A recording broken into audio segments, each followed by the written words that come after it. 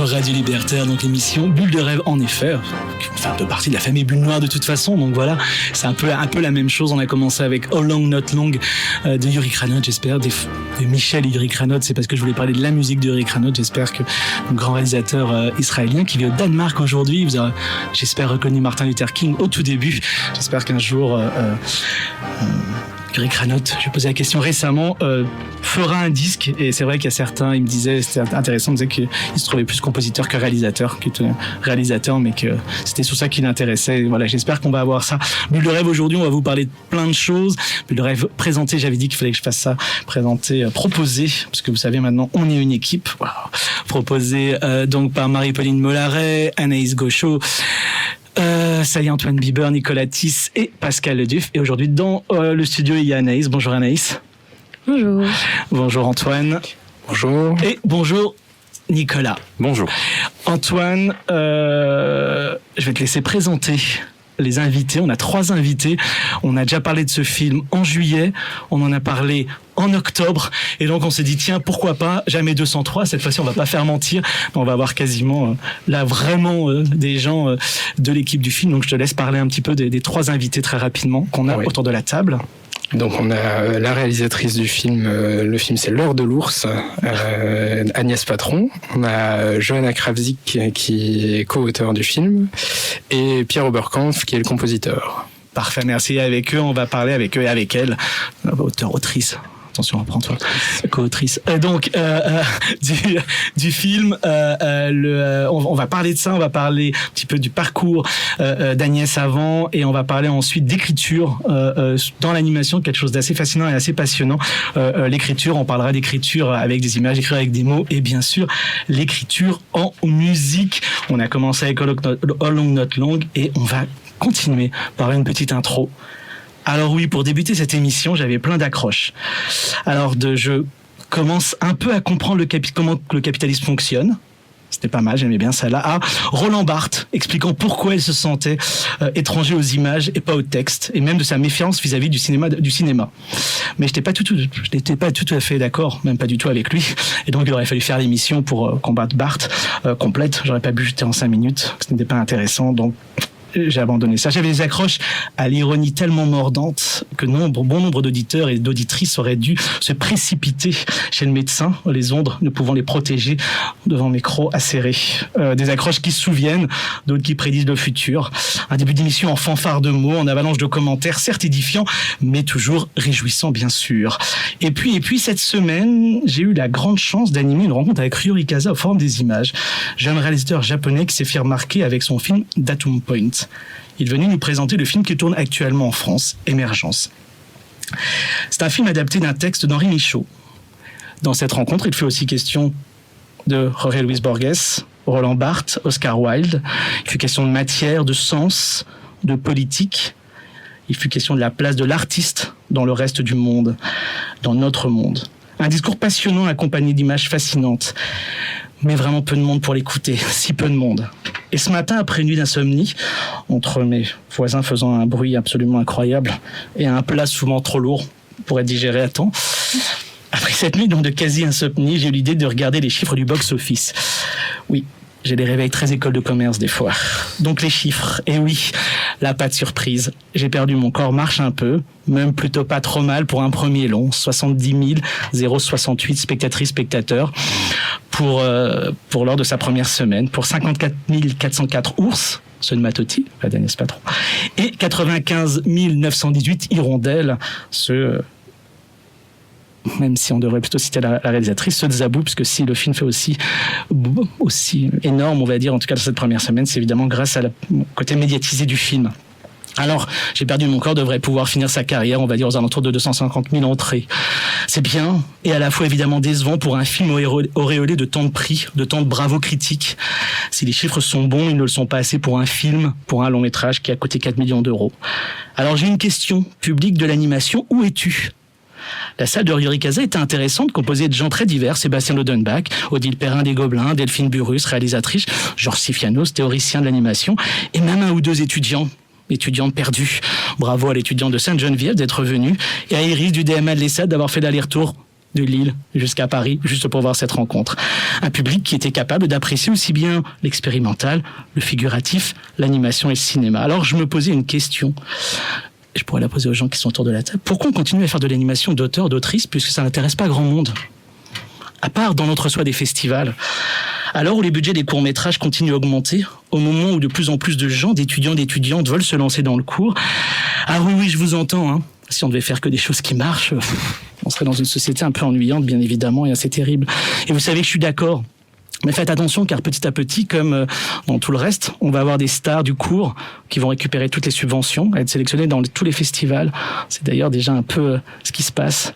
Alors rester artisan, c'est bien, mais tout en voulant avoir de gros moyens, c'est pas facile.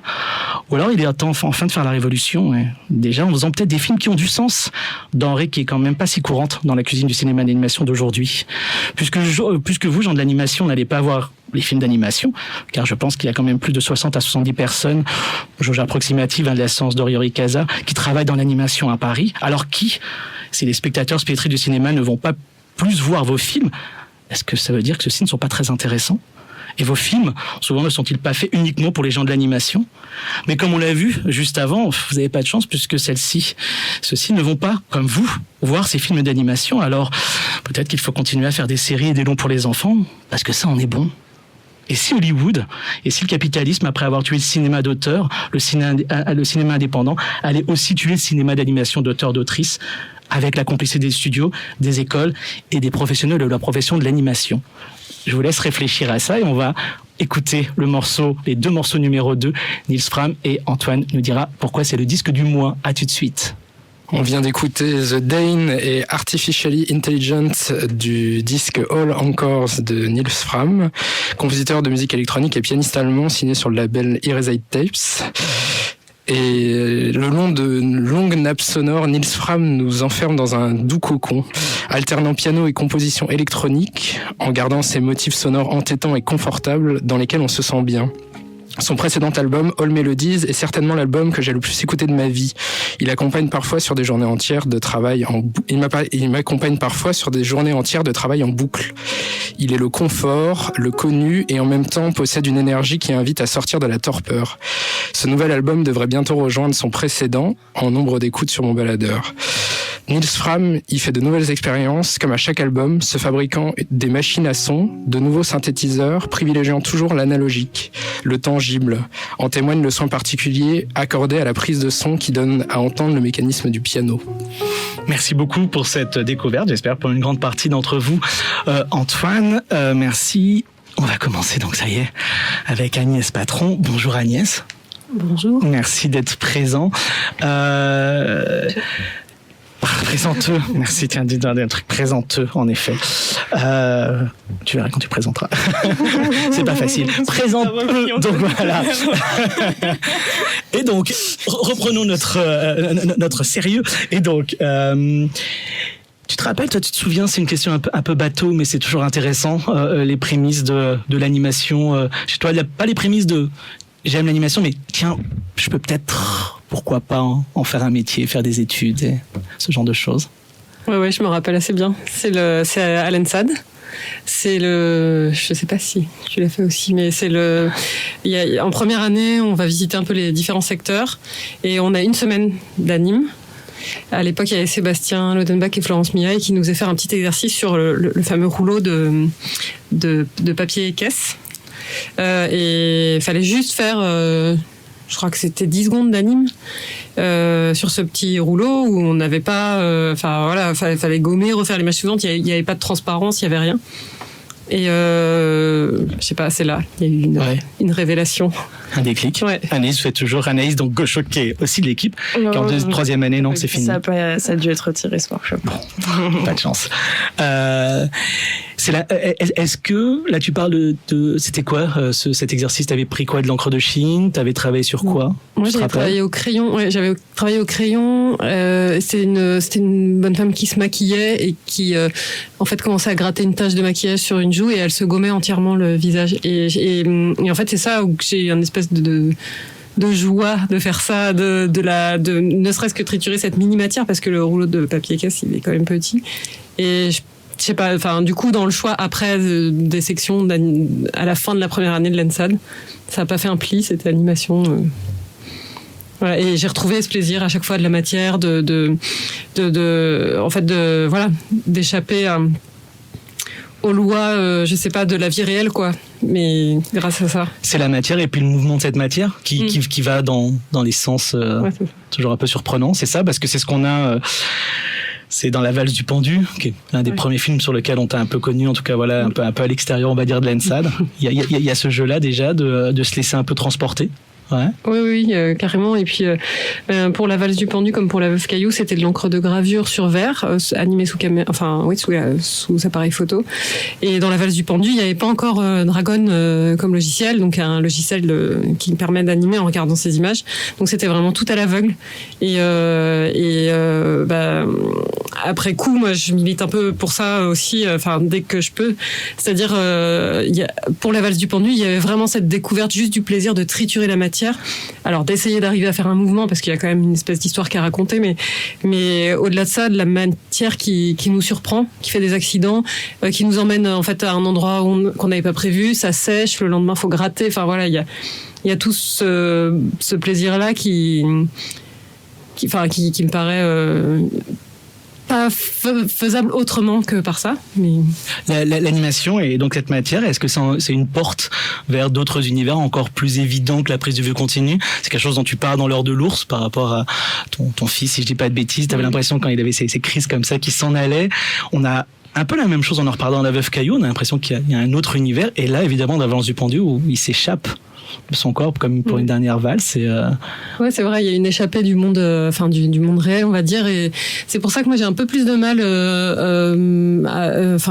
J'ai fait un peu de stop-mo à l'école, mais tout de suite, il y a des trucs qui m'ont irrité, comme le fait de devoir riguer, de devoir quand il y a un saut, on est soumis à la gravité, quoi. Alors que quand on dessine, on est soumis à rien, il n'y a pas de loi, et si on veut s'échapper totalement des codes, on a parfaitement le droit, quoi. Dans la veuve Caillou, comment ça s'est passé l'écriture? Parce qu'on a l'impression que c'est à la fois très court, si on devait le résumer, et à la fois tu prends beaucoup de temps, évidemment, pour voir le parcours de cette femme. Ouais, alors ça... c'est trop loin. On peut appeler ça de l'écriture. Non, justement, c'est que je pense que je suis venue à l'écriture très tard avec l'heure de l'ours. Hein. En vrai, avec Julienne, on a quand même été obligé d'écrire pour les dossiers, notamment. Mais La Veuve Caillou, c'était un exercice, c'était un film de fin d'études. Et du coup, j'étais hyper libre.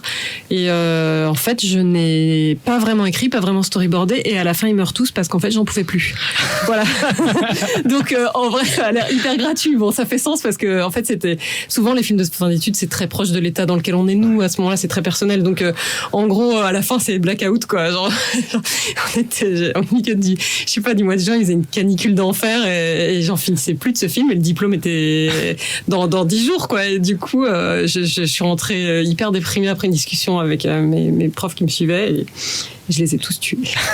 C'est partie de ces réalisatrices qui... Du coup, l'histoire s'est écrite au fil du temps aussi. Oui, c'est ça. Il y avait des envies, d'ambiance, de quelque chose de déséquilibré avec le petit gamin qui débarque, qui est une espèce de bûche, on sait pas trop. J'avais écrit une nouvelle à propos de ça. Et voilà, je suis partie de la nouvelle. Et puis après, j'ai tissé. Mais je pense beaucoup d'étudiants de l'ENSAD font ça pour leur film de fin d'études, j'ai l'impression. Et tu penses que c'est pour ça aussi que ça marche et que tu t'es peut-être lancé dans des plans un peu longs ou des choses et que finalement, tu as écrit beaucoup au moment où tu tournais? Ouais, après, je sais pas si c'est forcément ça qui a fait que. Mais moi, à ce moment-là, j'aurais pas pu le faire autrement, quoi. Ça se construisait. Enfin, j'ai tourné le film vraiment. Alors que l'heure de l'ours, on n'a rien tourné dans l'ordre. La Veuve Caillou, plan après plan, j'ai bâti le film. Ce qui explique aussi certaines fragilités. Enfin voilà, mais c'est vrai que je sais pas. Comme on n'est pas formé de manière hyper traditionnelle à l'ENSAD, du coup. Ça s'est fait comme ça. Mais c'est peut-être ça d'ailleurs qui continue à marcher aujourd'hui avec La Veuve Caillou, c'est ses fragilités. C'est souvent aujourd'hui, de plus en plus, les films de fin d'études sont très au cordeau, il n'y a rien qui dépasse, alors que là finalement on peut énormément insérer qui on est aussi dans le film. C'est peut-être ça qui fait qu'il... Oui. Moi, en tout cas, c'est ce que je trouve magique dans les films de fin d'études, tels qu'on en a vu là au Piaf quand on était jury. C'est que, Tout Soleil, ils échappaient justement au fait que maintenant on essaie de ficeler à mort. Et en fait, plus c'est ficelé, moins plus ça m'ennuie, quoi. Et pour le dire joliment. Et du coup, il y a des films de fin d'études qui sont très bien faits, dont on reconnaît des immenses qualités. Et où en fait, on se dit, mais c'est dommage, c'est ça. On va le faire après. On va être obligé à un moment d'écrire un dossier, de faire un truc qui fait du sens un peu. Après, on pourra toujours virer ce qu'on a mis pour le dossier. Je devrais pas le dire, mais bon, voilà. Si, on va en parler avec Julienne, voilà. De toute façon. Donc pour moi, c'est dommage de pas saisir le moment où on est à l'école, où on a toutes les libertés, pour justement essayer de sortir des sentiers battus. Mais bon. C'est mon point de vue. Hein. Mais c'est intéressant à entendre. J'espère en tout cas entendre pour justement les étudiantes qui sont encore en école en ce moment. Julienne, Alors justement, donc, je pense qu'on est beaucoup à avoir été encore sous le choc d'avoir vu Julienne. Je crois que je l'ai encore en tête, une espèce de corbeau absolument incroyable. Et voilà, c'est un film qui est quand même passé par des... Alors vous l'avez écrit à deux, réalisé à deux, avec Cerise Lopez, et c'est un film qui part dans une histoire vraie. Ouais, c'est une histoire vraie. Bien sûr que c'est une histoire vraie. Ouais. Non, la co-réalisation avec Cerise est déterminante dans la manière dont le film s'est fait et dans le fait qu'on se soit autorisé aussi à partir aussi loin de l'attendu, enfin du narratif. En fait, il y avait un combo de nous deux qui était assez équilibré, j'ai l'impression, dans les envies, et c'est ce qui donne cette espèce d'ovni, c'est-à-dire qu'au lieu de faire des concessions et de se retrouver sur un terrain un peu au milieu, je sais pas, c'est comme si on s'était chacune à un moment donné où il y en avait une qui flippait ou quoi, puis il y a l'autre qui l'embarque, puis on part dans une direction. C'est un vrai travail de duo, c'est un vrai travail de confiance entre deux personnes là. Ouais, je sais pas ce que dirait Cerise, peut-être qu'elle elle se rirait de moi, mais pour moi oui, c'est un travail. Enfin, on n'aurait pas pu le faire seul, ni l'une ni l'autre, on n'aurait pas fait la même chose, ça c'est sûr. Donc c'est comme si, oui, c'est un truc à deux têtes, quoi. Enfin, c'est un monstre un peu bizarre. Et c'est pour ça que des fois, nous, quand on le regarde, je sais pas, autour de la table, s'il y a les mêmes choses, mais entre ça, des fois, l'impression, des fois, on se dit, ah là, on va rigoler. Enfin, là, on peut rire. Non, là, finalement, c'est pas drôle du tout. Puis là, on parle là-dedans. Et qu'en fait, on est tout le temps, balancé comme ça, droite à gauche tout le temps. Et nous, on a voulu faire... ce qui est hyper drôle, c'est que nous, on a voulu faire un film drôle. Et en fait, la plupart du temps, les gens ne trouvent pas ça drôle du tout. Il y a que mon fils qui a trouvé ça super drôle. Il s'est bidonné du début à la fin, à peu près. Il a quel âge ? Il l'a vu, il avait 3 ans. Comme quoi, en fait, je pense qu'il y a un truc hyper viscéral et enfantin qu'on a fait dedans avec Cerise, c'est-à-dire qu'on s'est rien interdit. Ou presque. Enfin, et c'est pour ça aussi que ça a été un film un peu dur à financer. Voilà, c'était un morceau quand même. Voilà. On se bat quand le film doit faire 15 ou 16 minutes à la base, qu'il en fait 20. C'est quelque chose qui est compliqué quand on a France Télévisions qui est derrière en plus. Ouais. Là vous voyez pas, on a la radio, c'est voilà, mais Agnès fait plein de grimaces, tu vas être obligé de les expliquer un tout petit peu. Je dois dire que là très probablement c'est nos productrices de Ikifilm qui ont beaucoup épongé le débordement dans tous les sens du terme, en termes de stress aussi, je pense, pour elles. C'est-à-dire qu'en fait, quand on a monté le film, la première version, il faisait, je crois que c'était presque un moyen métrage. Hein. Enfin, genre, c'était hyper long. Bon, alors la première version non montée, quoi, l'ours. Mais il y a une séquence complète qui a sauté. Il y a eu plein de montages, on a taillé pour arriver à 21 minutes, mais en vrai, au départ, quand elles ont vu la première version, je me rappelle un peu de leur tête, elles étaient là, oui, ok. Alors, il va falloir monter, et on a eu un super monteur aussi qui a eu un regard assez intéressant à la toute fin, enfin après que nous, on est vraiment bossé dessus, et beaucoup, d'ailleurs, j'ai dit nous, mais là, pour le coup, le montage, j'ai l'impression que c'est quand même, enfin, Cerise avait beaucoup déblayé de choses. Moi, je venais en renfort, mais enfin, en fait, c'est une période de ma vie où je me rappelle plus grand chose vu que je venais d'avoir un enfant et je dormais plus tellement. Mais enfin, du coup, j'aurais tendance à dire que je pense que Cerise a pris le relais sur ce truc-là. Mais d'avoir un monteur extérieur, c'est aujourd'hui très important, de plus en plus d'ailleurs. Oui, je trouve que c'était un bon regard. Il est venu, en vrai, il est venu une journée ou une demi-journée, je me rappelle plus. Mais en gros, nous, on n'était pas sûrs du tout. Enfin, on avait le nez dedans, quoi. On n'y voit plus rien, et il y a juste quelqu'un qui arrive et qui dit ouais, en fait c'est bon, ça marche, juste là faut enlever tant d'images, là tant, là on pourrait inverser tel plan et tel plan, et puis en fait au final c'est ça va, ça fonctionne. Ouais, alors que Pierre, bonjour. On t'a pas encore entendu. Toi tu as fait les autres films d'Agnès, on n'en a pas parlé, la musique, mais Julienne, ça doit être une aventure un petit peu plus particulière. Les autres étaient plus classiques, en tout cas, sur la valse du Pandy et la Veuve Caillou niveau musique. Là, ça doit être... Julienne, c'est drôle parce que c'était pour la musique aussi fou, je pense, que l'équivalent à l'image et au montage et au financement du projet, que le travail qu'ont fait Cerise et Agnès. Mais c'était très expérimental aussi. On a essayé, on voulait faire quelque chose de respectueux en fait de l'idée du conte duquel le film est inspiré, mais en fait comme c'est un conte qui est tellement fou, cette histoire de corbeau à la fois très ridicule et très effrayant à la fois, on voulait faire quelque chose à la musique qui soit pas trop sérieux, pas trop sage, qui parte un peu dans tous les sens, et la particularité c'est qu'on a travaillé aussi en collaboration avec une chanteuse de gorge.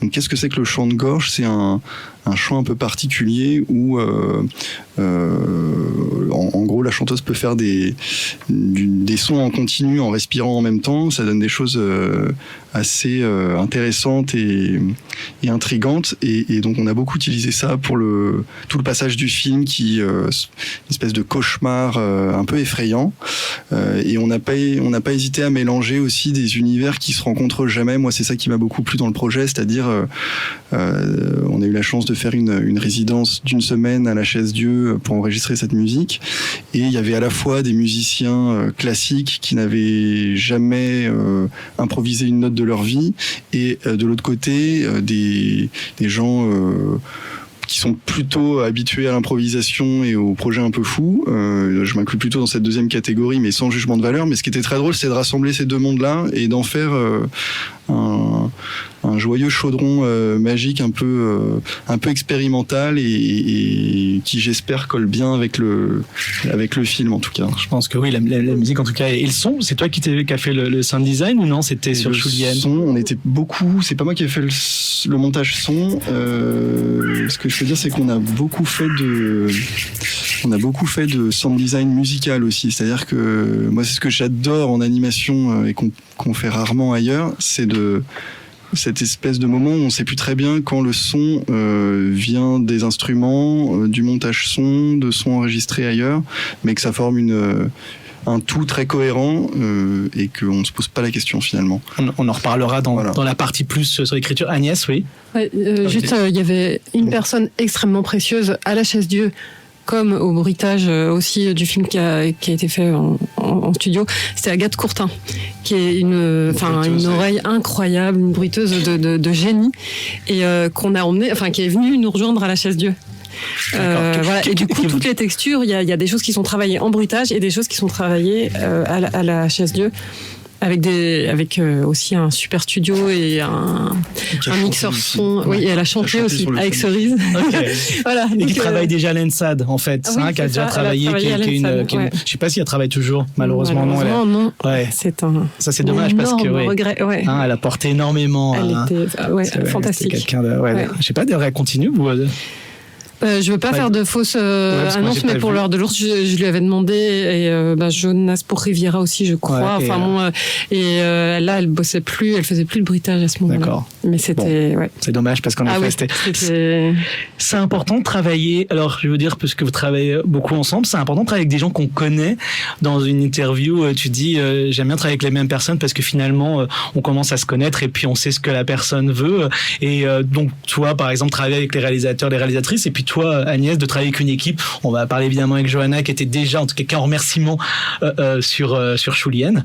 Je sais pas ce qu'elle a fait sur Julienne, mais en tout cas, elle est en remerciement, donc elle va pouvoir nous en parler, qui est évidemment là, co-scénariste sur l'heure de l'ours. Déjà, toi, Pierre? Oui, moi je trouve que déjà c'est une chance et un honneur quand on peut retravailler avec quelqu'un, c'est que généralement on n'a pas fait du trop mauvais travail la première fois, sinon on se fait virer. Mais plus sérieusement, ce qui est intéressant, c'est d'être un peu plus en confiance la fois d'après, de gagner un peu de temps parce qu'on connaît les tics des uns et des autres. Donc moi je le vis plutôt comme une chance pour prendre encore plus de risques la fois d'après et aller peut-être plus droit au but et d'enregistrer plus de choses aussi, de parler moins et d'enregistrer plus de musique. Ça c'est ce qui arrive aussi très souvent parce que à force de se connaître, on parle moins et on enregistre plus finalement. Toi, Agnès? Et travailler en équipe, c'est avoir par exemple quelqu'un comme Agathe Courtin, Cerise. Tu disais, t'as mis de la couleur. On va reparler de l'heure de l'ours. T'as mis de la couleur parce que si tu savais. Les gens qui Oui, allaient c'est vrai. travailler, hein. Oui, j'avais demandé à notamment Sandra Rivaud, qui est à 3 personnes, en tout cas anciennement de ma promo. Il y avait Sandra Rivaud, Cerise Lopez et Morgane Lepéchon. Cerise et Morgane à la couleur, et Sandra, j'ai demandé pour l'animation. Elle a pu faire que la toute fin du projet, mais en gros, je trouve ça effectivement extrêmement précieux. Et juste pour reparler 2 secondes du son, à la Chaise-Dieu, on a à chaque fois travaillé, parce qu'on a eu la chance d'avoir 2 fois la Chaise-Dieu pour Tchoulienne et pour l'heure de l'ours, qui était un peu un petit miracle.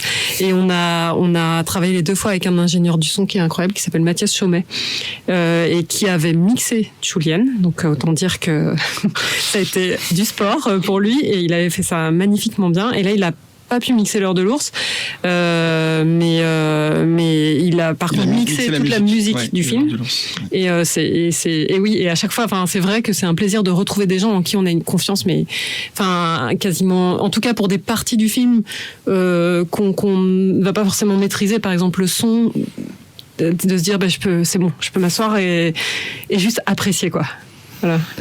Johanna, bonjour d'abord, parce que t'as pas. Bonjour. Voilà, sur Tchoulienne, donc t'as remerciement. Il y a un peu, c'est juste de l'amitié ou t'as travaillé un peu dessus?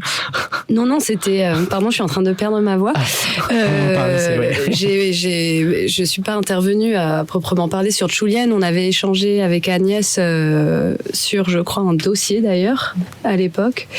Et voilà, j'avais fait des retours à titre amical, comme ça se fait très souvent. Et ensuite, je pense que oui, de cet échange, on en a eu d'autres. Et ensuite, à vrai dire, je ne sais même plus. Je sais pas si tu te rappelles, toi, comment ça s'est. Comment on est venu à l'heure de l'ours. Je me rappelle que je crois qu'on avait l'idée de l'heure de l'ours un petit peu au même moment que Tchoulienne, qu'en fait, à un moment donné où Cerise et moi on bloquait pour les réécritures de dossiers, on était à Fontevraud, on s'est dit ce serait pas mal d'avoir le regard d'une personne qui maîtrise le scénario, vu que ce qu'on avait été, on ne savait pas trop ce que c'était, quoi. Et Johanna était hyper bien, elle nous a juste donné des axes en nous disant ce serait cool quand même qu'il ait fin ce corbeau, enfin voilà, c'est juste des sortes de lignes directrices. Et en fait, je crois que pendant qu'on tournait Tchoulienne, on a commencé à réfléchir à l'heure de l'ours.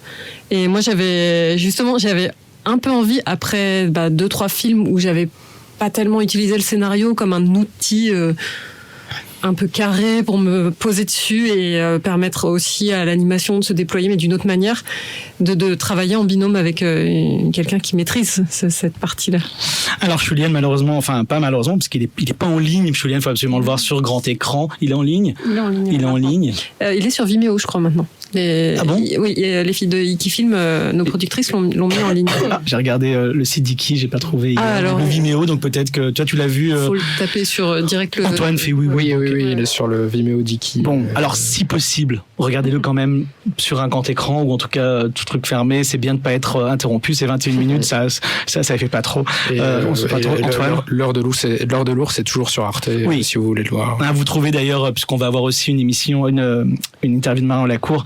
Je pense que j'arriverai jamais à dire son titre avec 80 autres titres. Mouton, lapin, loup et tasse de thé. Voilà, j'arriverai jamais. C'est un loupin à lapin. C'est un peu différent. Mais voilà. Donc vous pouvez les voir, en effet. Je les ai mis aussi sur la page de The Web Anime pour que vous puissiez les regarder. On va faire une petite pause musicale. On va revenir après. On va prendre l'heure de l'ours comme principal, et même si on va leur poser des questions évidemment sur leur métier respectif et même d'autres choses, mais on va prendre l'heure de l'ours pour parler du débat un petit peu après. Donc voilà, juste parce que Agnès me posait la question qu'il faut poser, qu'en effet j'ai pas mis dans mon texte. Elle s'est dit mais on sait où que Riori Casa vient ou des choses comme ça. J'ai failli le dire et je me suis dit après, c'est comme si j'allais me plaindre et je voulais pas, parce que c'était pas le but évidemment de ce petit édito.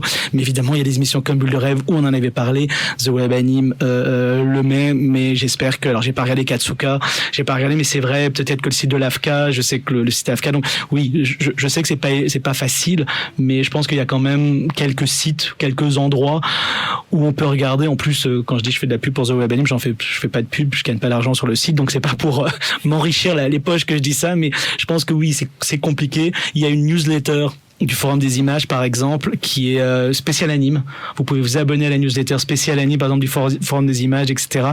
Et juste, entre parenthèses, je disais tout à l'heure, c'est vrai que Isabelle Vanini fait un boulot qui est excellent, c'est aussi pour ça un travail qui est génial d'avoir Yuri Casa.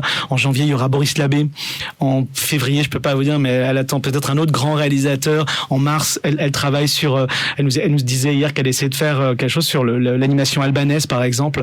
C'est quand même assez génial parce que c'est des choses qu'on ne connaît pas et que l'ouverture, on parlait beaucoup de comment écrire aussi, l'ouverture, c'est aussi de voir des films. Moi, je viens de la prise de vue continue pour aussi apprendre les films. On en regarde énormément pour comprendre comment c'est fait, et donc voilà. Donc c'est pour ça aussi l'importance. Juste aussi pour avant la pause, l'écriture, ça va être quelque chose d'important. On a beaucoup parlé des dossiers et c'est quelque chose qui, je pense, pendant toute l'année, on va en parler dans Bulle de rêve. On va avoir des gens qui vont nous dire comment eux écrivent et j'espère qu'un jour on va faire un vrai. On en a parlé justement pendant Yuri Casa. Comment faire un dossier? Pourquoi faire un scénario? Souvent pour des dossiers qui ne sont pas lus ou que s'ils sont lus de toute façon qui ne seront pas le film final parce qu'évidemment ça change. Moi je le vois bien et j'espère que moi je suis au CNC mais mes petits camarades du CNC viendront aussi pour qu'on discute de ces fameux dossiers.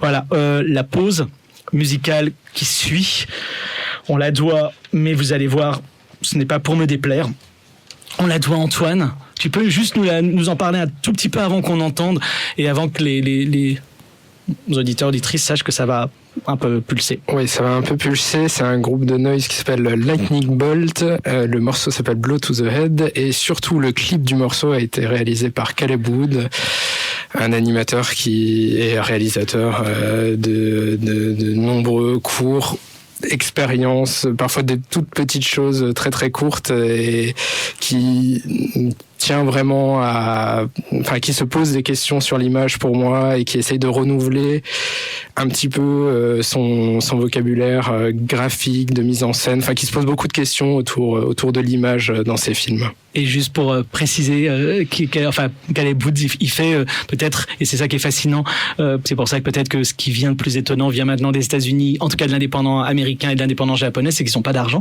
contrairement à nous. Et donc, Caleb Wood vit dans une petite ferme de ses parents, dans son truc, il a son atelier dans une ferme où il est, et voilà, il bouge quasiment pas en festival, enfin voilà, il fait ses films de cette façon-là, et puis il touche un peu d'argent de temps à autre. Et c'est vrai que ça donne des choses en tout cas qui renouvellent ou comme tu dis qui tentent de travailler autrement l'animation. Attention, Lightning Bolt, ça va, c'est comme si on venait du Hellfest. Vous êtes toujours sur Radio Libertaire, Bulle de rêve, l'émission qui parle d'animation. Et pour en parler avec nous, on a toujours l'équipe de l'heure de l'ours, Agnès Patron, Johanna Kravzik et Pierre Oberkampf. On voulait débattre autour de la question de l'écriture en animation avec vous, parce qu'en France, notamment avec le système de financement du cinéma qu'on a, le scénario a quand même une place prépondérante dans, en tout cas, les choix qu'on fait quand on produit des films d'animation, quand on décide de les produire de manière classique. Et c'est devenu une des pièces systématiques des dossiers de demande d'aide. C'est très compliqué de faire sans, en tout cas. Et si évidemment les choses bougent, notamment au niveau du CNC, à l'écriture, on commence à accepter des dossiers où il y a à la place du scénario, il y a un storyboard plus développé. On est encore loin de pouvoir faire des films uniquement sur des intentions d'image graphique. On sait que c'est très compliqué de faire produire un film abstrait, par exemple.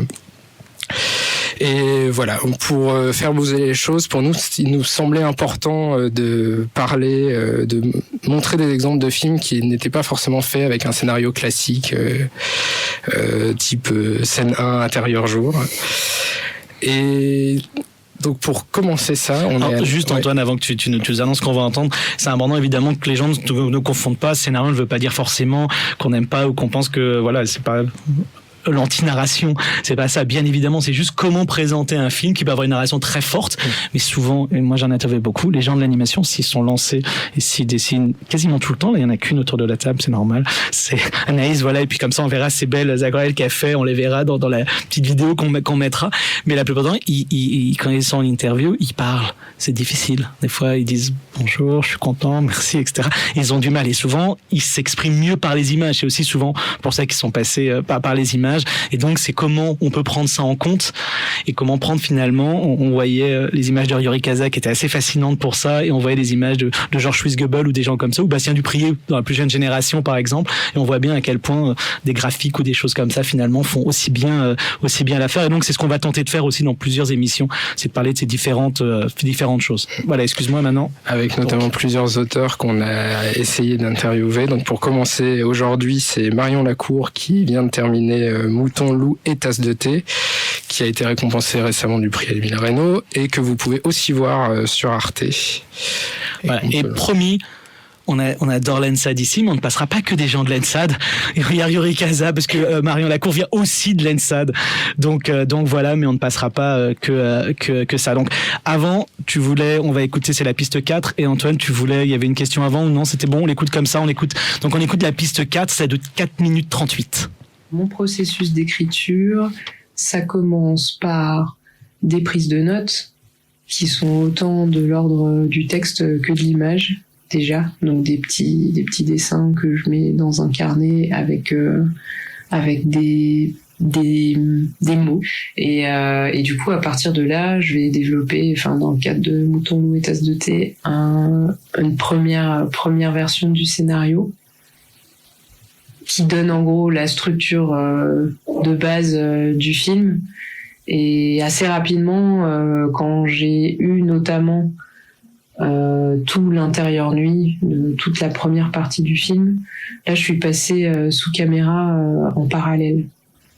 Parce qu'effectivement, tous ces rituels qu'on observe au début, ça part de prises de notes qui étaient plus écrites à base de souvenirs, donc avec un aspect documentaire au tout début.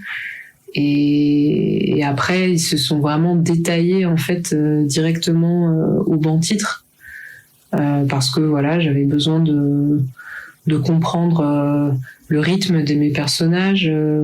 J'avais envie que ce soit un moment de contemplation, donc comment, à quelle vitesse j'allais les animer, comment j'allais cadrer, comment j'allais restituer l'intimité que j'avais dans ma prise de notes initiale, Et à partir de là, du coup, j'ai vu apparaître au banc titre tout mon univers nocturne. Et là, du coup, il y a eu une deuxième passe sur le scénario, où en fonction des trouvailles graphiques et du coup dramaturgiques que j'avais faites, notamment via l'usage de la lumière, je suis venue vraiment détailler au scénario, toute cette première partie, En fait, ce ping-pong que je décris du coup entre une base textuelle et une pratique de dessin, ça a eu lieu en fait tout le long de la fabrication du film. C'est intéressant comme questionnement pour moi, parce que justement quand on rentre dans une optique de financement par rapport à un projet,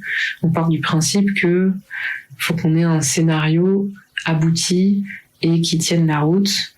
Et comme je te le disais, moi ce qui fait partie intégrante de mon process, c'est justement de me laisser une certaine ouverture par rapport à ça, ou en tout cas certaines zones qui sont un peu plus floues au scénar, dont je suis consciente qu'elles vont être détaillées une fois que je vais être dans la phase de développement de l'image, Donc je me permets vraiment ces allers-retours tout au long de la fabrication.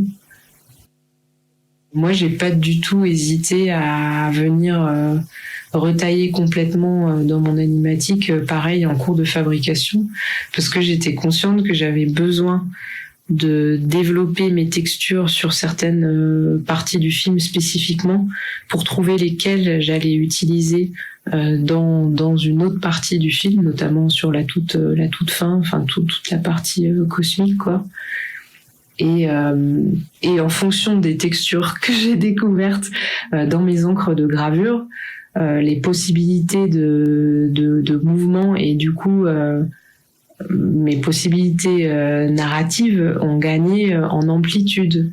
Donc ça aurait été dommage d'ignorer ça. Du coup, c'est typiquement des moments où je me suis replongée dans le scénario ça m'a permis de voir en fait qu'effectivement ces zones, justement, elles étaient pas très détaillées et que c'était pas anodin. Donc ça faisait sens de réécrire mon découpage sur toute cette partie finale, par exemple, pour ensuite vraiment la traduire en plan animé, enfin sommairement à l'animatique, et ensuite en plan définitif avec une idée très précise des décors, de l'échelle de mes personnages et du cadrage par la suite, quoi. Antoine.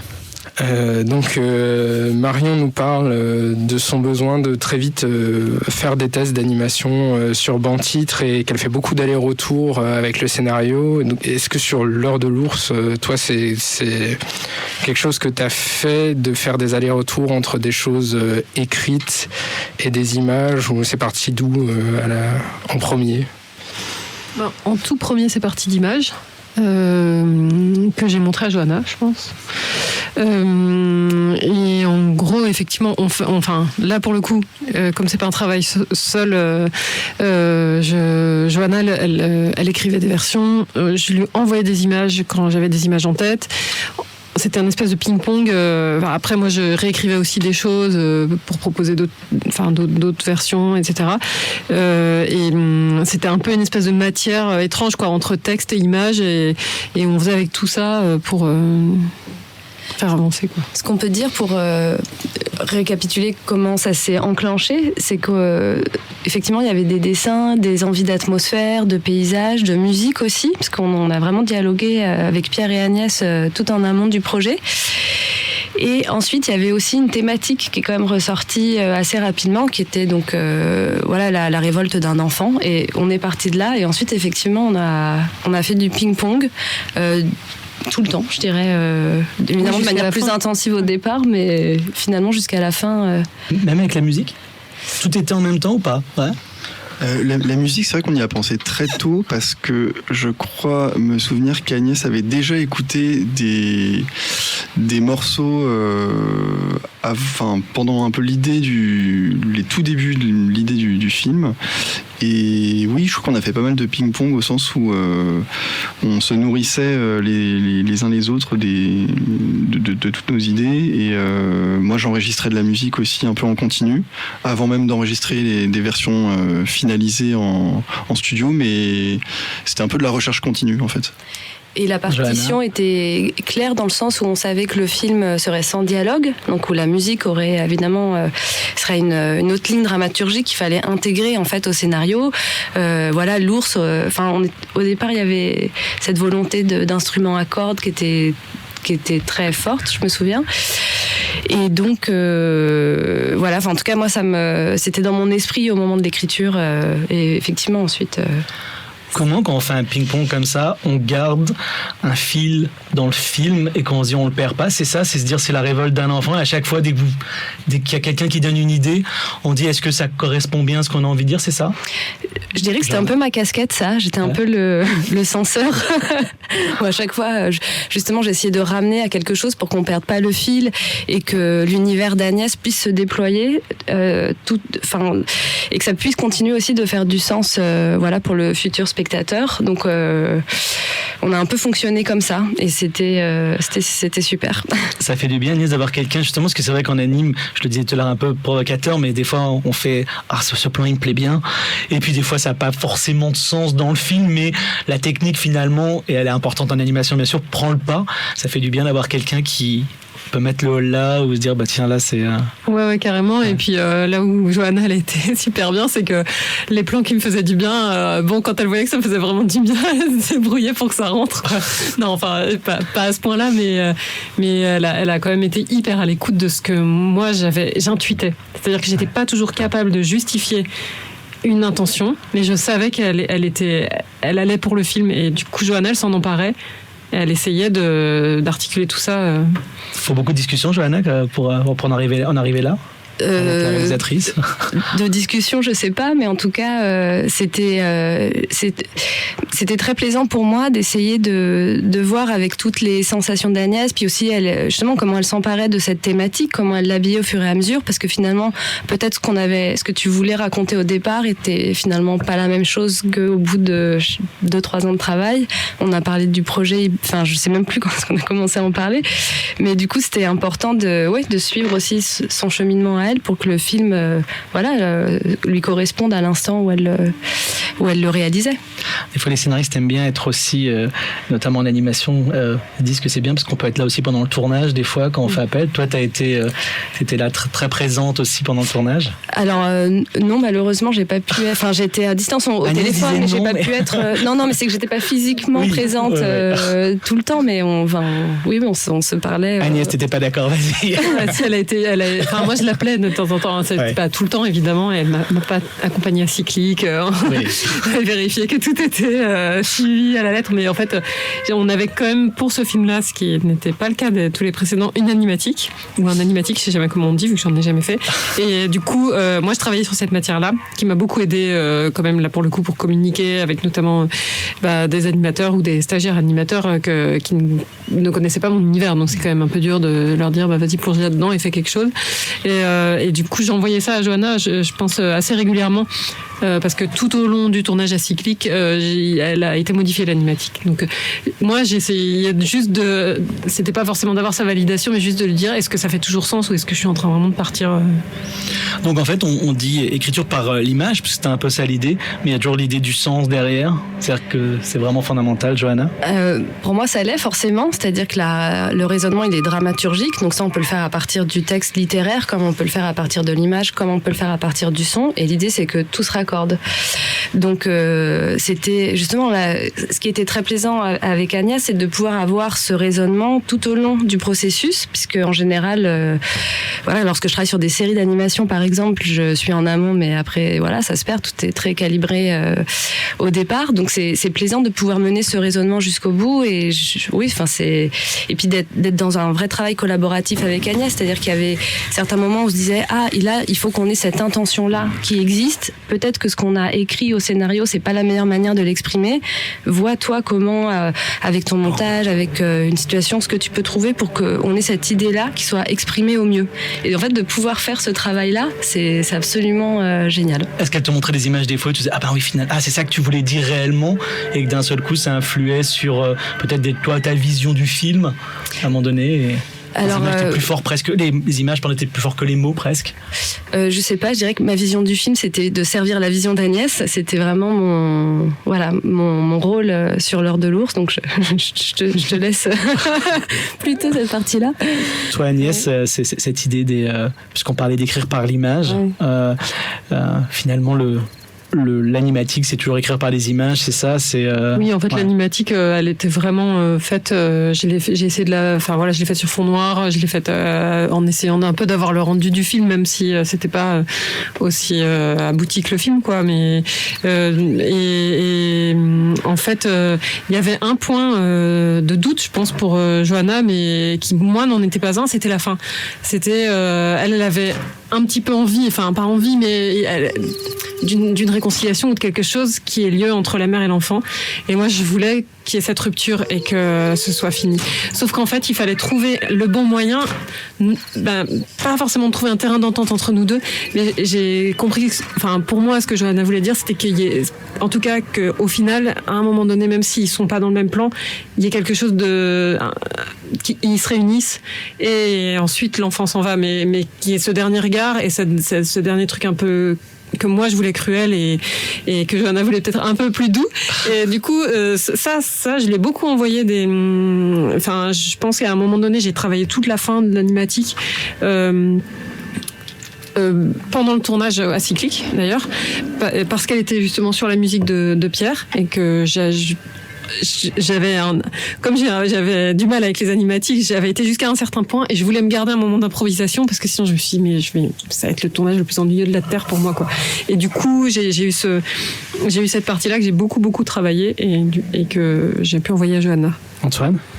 Moi, je me posais la question quand on travaille à 3 comme ça, est-ce que vous parlez beaucoup comment vous formulez les ressentis que vous avez par rapport au film, parce que c'est quelque chose qui est à dévoiler, c'est pas simple, même à discuter ou à formuler, c'est quelque chose qui est un petit peu compliqué. Je sais pas comment ça s'est passé, si vous l'avez fait ou pas du tout, ou est-ce que c'est juste en voyant ce que l'autre produisait, ça suffisait?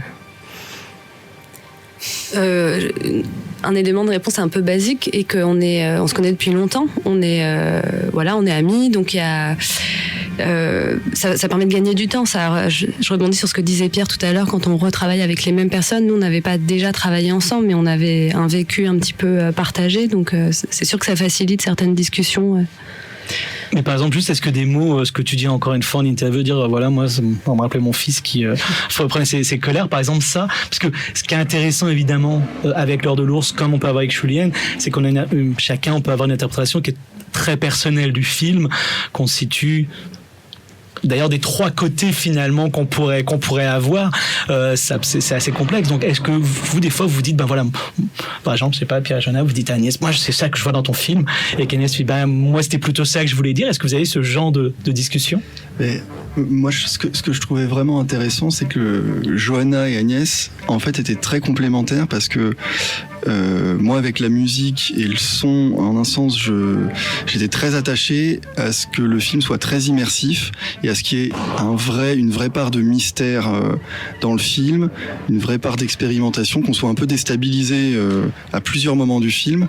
Et la musique essaye vraiment de servir ça, par de l'étrangeté au niveau du son, par la composition musicale, par le fait qu'il y ait aussi beaucoup de mélange entre écriture et improvisation. Mais ce que je trouvais génial dans l'apport de Johanna, c'est que elle avait un peu la garantie à apporter de oui, mais est-ce que tout ça fait sens et est-ce qu'on n'a pas perdu toute la salle à tel moment du film. Donc moi c'est ça que je trouve intéressant, c'est de balancer entre une version du scénario qui peut être à l'extrême un peu trop claire, lisible et donc pas assez intéressante et pas assez immersive, et donc en termes d'expérience de cinéma ça va être quelque chose de plus faible, et quelque chose à l'inverse, à l'autre extrême, qui soit tellement expérimental que on perd un fil de narration et de progression dans la narration. Et moi ce que j'aime bien dans le résultat, c'est qu'il y a ces 2 aspects-là combinés finalement. C'est dessus une évidence que vous faisiez un cinéma déjà à la suite de Julienne. Peut-être, je pense, La Veuve Caillou est moins comme ça, mais après Julienne, un cinéma qui est à la fois narratif, c'est exactement ce que vient de dire Pierre. C'est-à-dire, il y a une histoire, on suit quelque chose, et à la fois quand même assez déconstruit, dans pas forcément justement une linéarité forte. Ça, c'était quelque chose de aussi, peut-être dans vos discussions, d'évident dès le départ. Ah oui, alors ça, c'est d'ailleurs quand j'ai rencontré Ron Diens. À chaque fois, je l'écorche le mot. C'est ça. Le producteur de Sacre Bleu. Producteur de Sacre Bleu. On avait écrit une version de scénario avec Johanna, qui était une version ultra tenue, parce que justement sur Julienne, le film était hyper dur à financer et que du coup j'avais pas envie de recommencer dans cette galère. Et en fait j'ai soumis le scénario à Ron, qui m'a dit c'est pas du tout un film de toi et fais ce que tu veux, hein. Genre c'est bon, un petit peu ce que tu dis toi aussi, faut que et à ce moment-là avec Johanna on est reparti vraiment beaucoup de pas en arrière. J'ai tout déconstruit. Il y a eu une journée où je lui ai flingué son scénario, quoi. Et elle est repartie de cette matière super violemment touillée. Enfin, d'ailleurs, j'avais demandé à Morgane Le Péchon de venir. J'avais commencé à vachement retravailler le truc et on a fait une journée toutes les deux à essayer de mettre un peu en forme pour Johanna, pour qu'elle soit pas complètement paniquée. Et en fait, je me rappelle très bien, un week-end, tu m'as appelé et elle m'a dit je crois que ça y est, je le tiens, et ça se tenait, mais parfaitement. Donc c'était... Oui, je me souviens, je me souviens de la pièce de la maison où j'étais à ce moment-là, quand je t'ai appelé, assise sur un coin de mon lit, à te dire, je sais comment on peut faire.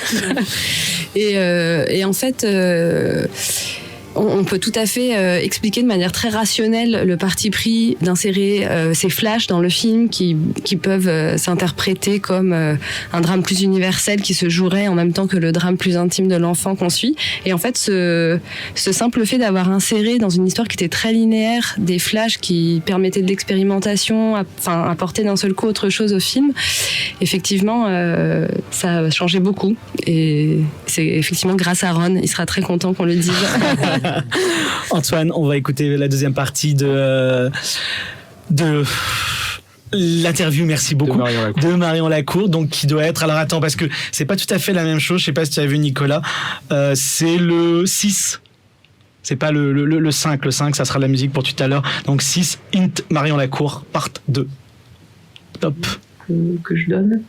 Merci. Enfin, pour moi, l'intérêt de ce workshop, c'est justement leur montrer, en tout cas, la possibilité de trouver comment venir compléter une base scénaristique en allant directement travailler la matière sous caméra. Plus tu persistes par rapport à ton idée de départ, plus tu vas progressivement voir apparaître des choses qui matchent précisément avec cette projection que tu avais au scénario. Et une fois que tu vois ces choses apparaître, tu peux encore une fois revenir sur ton support d'écriture et venir détailler des choses. C'est presque un principe d'écriture automatique en fait. Pour moi, ça communique pas mal avec ça. Après, il faut savoir un peu se brider par rapport à ça. Parce que comme je te l'ai dit, parfois tu peux faire des découvertes qui en fait n'appartiennent pas au projet en cours, qui en fait sont une projection pour autre chose. Donc il faut faire du montage à ce moment-là, quoi, et se dire ok, alors ça c'est précisément ce que je cherche, ça c'est vraiment intéressant et c'est très beau, mais non, ça n'en fait pas partie parce que ça ne vient pas alimenter ce que je dis et ce que je raconte. Donc pour te donner un exemple concret, encore une fois, je pense au personnage de la grand-mère. Qui du coup est totalement apparu sur la plaque de verre, même s'il y avait en amont une empreinte documentaire vu que c'est ma grand-mère. Mais typiquement, c'est en commençant à travailler avec l'étalement de la crème sur son visage et en créant tous ces petits dépôts en animant en direct. Que c'est mis en place aussi, par exemple, un des motifs du film. Parce qu'au moment où j'animais, donc je voulais que son visage s'efface et qu'il devienne luminescent. Et au moment où j'ai fait passer ses mains sur les yeux, je me suis dit ça serait intéressant potentiellement que ses yeux apparaissent au travers. Et en fait, ça a une importance parce que ça m'a fait, ça partait en fait plus d'une intention un peu ludique. Et puis aussi la dimension symbolique de ce que ça représente de se cacher les yeux, mais au final, est-ce que ça les ouvre pas sur peut-être une dimension intérieure, et j'avais cette idée qui me trottait dans la tête, mais plus de l'ordre de l'intention. Mais du coup, au scénario, c'était pas encore aussi présent, c'était pas marqué. J'avais des motifs d'yeux, en fait, qui intervenaient là où on les voit dans le film, mais par exemple, la grand-mère, c'était pas encore le cas. Et voilà, le fait de faire apparaître ses yeux à travers les mains, ce qui était juste une tentative sous caméra, qui est en fait devenu un plan définitif du film, ça a fait que quand je suis retournée à l'écriture après ces premières expérimentations au banc titre, j'ai réfléchi à comment ça pouvait être intéressant de venir réinjecter ce motif Dieu qui nous regarde ou qui se ferme ou qu'on recouvre et m'amuser aussi avec les différentes couches que ça inclut symboliquement parlant. Et en fait, ça a participé à tout le système du film, vu qu'en fait, tous les objets clés qu'on découvre dans la première partie du film, ils reviennent de manière résiduelle à des échelles différentes ou avec des mouvements différents, ou alors traduits dans des objets qui ont des mouvements similaires, comme le ventilateur qu'on voit au tout début du film. Plus tard, on retrouve des éoliennes dans le paysage. Donc il y a plein de motifs qui sont nés directement d'une pratique de dessin direct sous caméra, qui ont ensuite sont venus investir le scénario après coup. Antoine. Donc Marion nous parle de découvertes qu'elle fait au bon titre et qui parfois appartiennent pas, enfin sur un film appartiennent pas forcément au film. Donc elle fait des expérimentations et elle se dit tiens, ça appartient à autre chose. Moi je voulais savoir si toi ça t'est arrivé. Est-ce que l'heure de l'ours c'est parti d'un truc tu disais que tu avais eu l'idée pendant Choulienne, c'est parti d'un essai pour Choulienne ou c'est autre chose? Oui, en fait, c'est parti. C'est vrai, on était à Fontevraud avec Cerise, on faisait des images pour Tchoulienne et on avait une pochette de canson noir et j'avais commencé à faire des chamans en aquarelle sur canson noir. Hyper jeté, un peu, voilà. Et après, j'ai fait d'autres images qui avaient rien à voir avec Tchoulienne, mais toujours sur le canson noir parce que je sais pas, il y avait un truc qui se passait où ça me réjouissait, quoi. Et à un moment donné, ça a rejoint, au départ, l'heure de l'ours, les croquis que j'avais fait, c'était au petit crayon de couleur, là, bien tenu et tout. Et ça a rejoint, ça a rejoint l'heure de l'ours, je dirais à peu près au début de l'écriture du scénario ou un peu avant, où j'avais commencé à faire des images et où je trouvais que ça correspondait tellement bien à ce que je voulais raconter et au film que... Je me rappelle de ce moment assez particulier où vous étiez toutes les deux, parce que j'étais là aussi à Fontevraud, où vous essayez d'expliquer Choulienne. Il y avait des choses, ça partait dans tous les sens. C'était assez fascinant parce que je pense qu'il y avait Nicolas Brault, si je dis pas de bêtises, dans le même nom que vous, donc il y avait vraiment des gens très forts avec des choses vraiment très très fortes et tout. Et c'est important ce moment où vous vous posez, ou d'un seul coup juste entre guillemets, moi je pas dessiné mais on fait un croquis, puis qui amène à autre chose, puis d'un seul coup on travaille sur du canson noir, comme tu dis, on avance. Ce moment, en effet, l'écriture, alors là purement par l'image, il est important pour toi? Ah oui, il est essentiel. D'ailleurs, je trouve que, soit l'un découle de l'autre, je sais pas. En tout cas, il y a un mouvement naturel entre l'un et l'autre. Et moi, si j'ai pas d'images qui me viennent quand je pense à une histoire, par exemple, je sais que j'arriverai jamais à en faire un film. Ça va pas se rencontrer. Et pour Tchoulienne, on a très longtemps d'ailleurs tourné autour de ce qu'on voulait comme image finale. Il y avait cette idée de vidéo projeter les décors, mais techniquement on savait pas toujours vers où on allait. Du coup faut que ça se tienne, sinon on tient pas 9 mois à faire un film sur des images qu'on n'a pas envie de faire, je pense. Antoine? Et Johanna, je sais pas si c'est quelque chose, toi aussi, ces espèces de moments, on va dire d'errance de la pensée au début, est-ce que c'est quelque chose que tu retrouves aussi en écriture ou Rassure Antoine, qui laisse poser des questions par rapport à... Oui, je le retrouve en écriture, pas forcément sous une forme scénaristique d'ailleurs, mais plus littéraire. Je sais pas d'ailleurs si ça a une forme qu'on pourrait rentrer dans une catégorie, mais effectivement, oui, tout à fait. Alors, l'heure de l'ours, si vous voulez avoir, on parle plutôt là du côté écriture, si vous voulez avoir un peu plus au niveau du sens, au niveau de ce qu'on a pensé. Il y a l'émission, donc la dernière émission octobre, on a passé une vingtaine de minutes entre nous, critiques. Alors, c'était un peu embêtant parce que tout le monde aimait bien le film. Donc, c'est un peu dommage parce que personne n'a critiqué le film et puis voilà.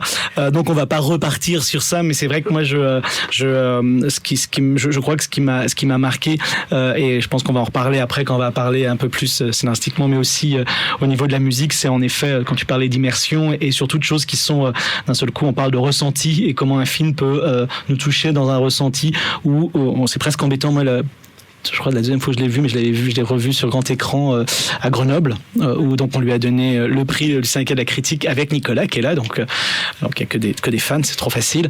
Mais je me rappelle en effet je trouve qu'il y a si vous voulez regarder, si vous êtes toujours, et je pense que je suis toujours, malgré l'âge avançant, en colère contre le monde adulte et tout ce qu'on nous impose par rapport à ça, et quel que soit notre âge finalement, je trouve que ce film a un côté catharsis qui est assez forte, et je sais pas si c'était absolument ce que tu voulais faire, mais en tout cas voilà, Ouais. C'était exactement ça. Moi aussi, je suis assez en colère contre pas mal de choses. Et à cette époque-là, quand on écrivait, il y avait mon petit garçon qui était très en colère contre l'autorité des adultes et qui l'exprimait de manière hyper violente. Et moi, il m'arrivait une histoire dans ma vie où on me ramenait au statut d'enfant et où réexplorer toute cette frustration, cette colère, et où en fait je me suis dit mais en fait ça ne nous quitte jamais, enfin en tout cas moi ça m'a jamais quitté, et c'est de cette révolte là aussi que j'ai envie de parler. Après c'était à travers un enfant et à travers ce personnage là, mais c'est ce qui nous habite, enfin ce qui habite beaucoup d'entre nous après. Non, et donc la révolte est fort, on va continuer à en parler. Moi c'est un film aussi qui vous parle énormément aussi de votre enfance, et donc comment on la gère même étant adulte, et comment continuer à gérer ça. Et donc c'est un film qui est très fort, puisqu'on parlait de révolte. Petite coupure musicale, à moins qu'Antoine tu voulais dire quelque chose. Petite coupure musicale, on continue dans la révolte au moment où Hollywood nous fait croire qu'il comprend le cinéma d'auteur en nous faisant passer des films comme The Joker comme des films indépendants et d'auteurs, et donc nous arnaquer en ayant en plus le Grand Prix à Venise, maintenant que Hollywood, comme je disais, a un peu formaté ce cinéma soi-disant indépendant et d'auteur. J'ai retrouvé une vieille musique pas si longtemps, mais 30 ans après, il serait peut-être temps de brûler Hollywood, comme les Public Enemy, ce qu'on va écouter.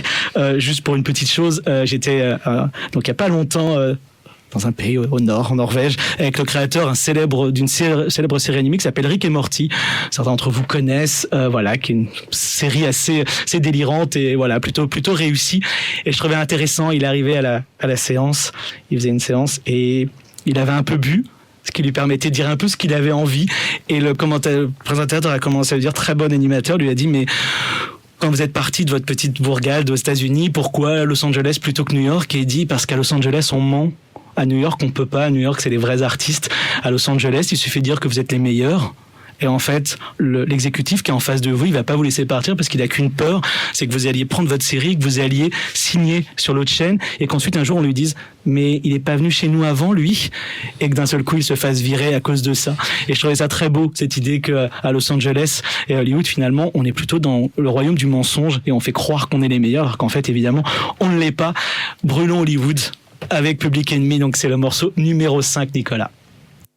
Improvisons, j'ai dit. Rebonjour, rebonsoir, voilà. Nous sommes toujours sur Radio Libertaire. 89.4. Comment j'ai honte d'un seul coup de ne pas me souvenir. Donc la radio de la Fédération anarchiste, comme je le dis, et peut-être encore plus qu'avant. Pendant un moment, je me suis dit, on va arrêter cette émission le jour où les grands médias parleront d'animation, mais je vois qu'on a besoin encore de parler, et donc d'avoir encore Radio Libertaire et Bulle de Rêve pour parler d'animation. C'était Public Enemy, Burn, Hollywood Burn. Un jour ça arrivera, on espère. C'en est où de Babouchka? La question sans transition, la quoi. question qui... Oui. Ok. Ça en est. Donc Babouchka, En fait, c'était le collectif que vous avez créé à la fin de l'ENSAD, toute cette bande comme ça qui est sortie. Et... C'est un collectif qui nous permet surtout de travailler avec. Moi, j'ai l'impression que c'est juste de s'être regroupé post-ENSAD et de pouvoir se dire, voilà, un tel est là, on sait que on peut travailler ensemble et ça marche comme ça, quoi. Après, on n'a pas de charte, de réunion secrète, ou des trucs comme ça. Mais ça fait du bien quand même de se dire qu'il y a un groupe comme ça, et que même si chacun va dans des groupes de choses différentes. Ouais. Oui, et ça vit surtout par le site internet qu'alimente beaucoup Bulle, Tronel. Bulle de Rêve.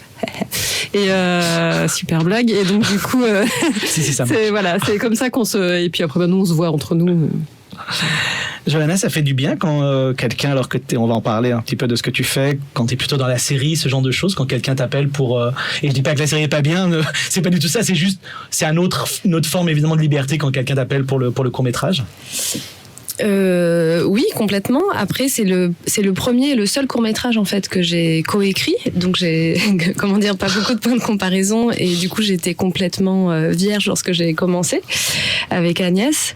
Mais c'est une expérience qui a été extrêmement enrichissante. Effectivement, ça m'a fait bouger aussi sur certains avis un peu tranchés que je pouvais avoir, même sur le scénario. Donc ouais. Merci Agnès pour ça.